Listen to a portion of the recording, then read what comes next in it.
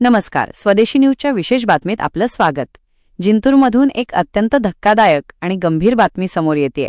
मागील 5 ते 6 महिन्यांपासून मानधन न मिळाल्यामुळे आर्थिक संकटात सापडलेल्या मूकबधीर आणि दिव्यांग बांधवांच्या संतापाचा अखेर उद्रेक झाला आहे.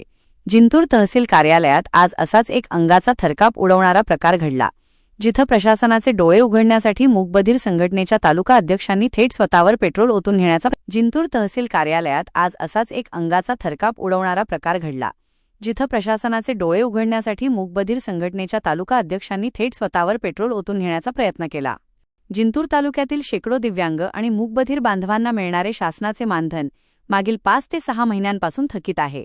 दैनंदिन उदरनिर्वाहासाठी या मानधनावर अवलंबून असलेल्या या नागरिकांवर आता उपासमारीची वेळ आली आहे. वारंवार विनंत्या करूनही दाद मिळत नसल्यानं परभणी जिल्हा मूकबधीर संघटनेचे जिंतूर तालुका अध्यक्ष शुभम क्षीरसागर हे तहसीलदारांची भेट घेण्यासाठी पोहोचले. मात्र प्रशासनाच्या उदासीन कारभारावर तीव्र संताप व्यक्त करत क्षीरसागर यांनी थेट अंगावर पेट्रोल ओतून घेत आंदोलन छेडण्याचा प्रयत्न केला. या अनपेक्षित प्रकारामुळे तहसील कार्यालयात आणि प्रशासनात एकच खळबळ उडाली.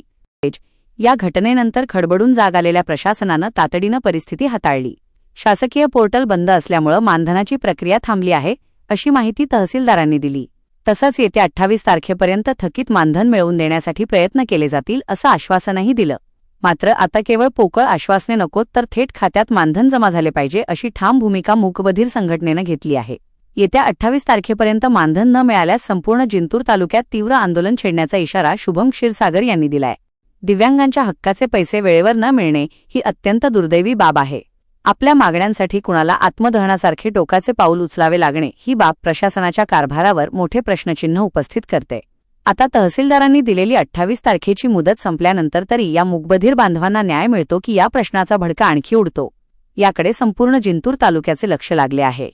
पाहत रहा स्वदेशी न्यूज.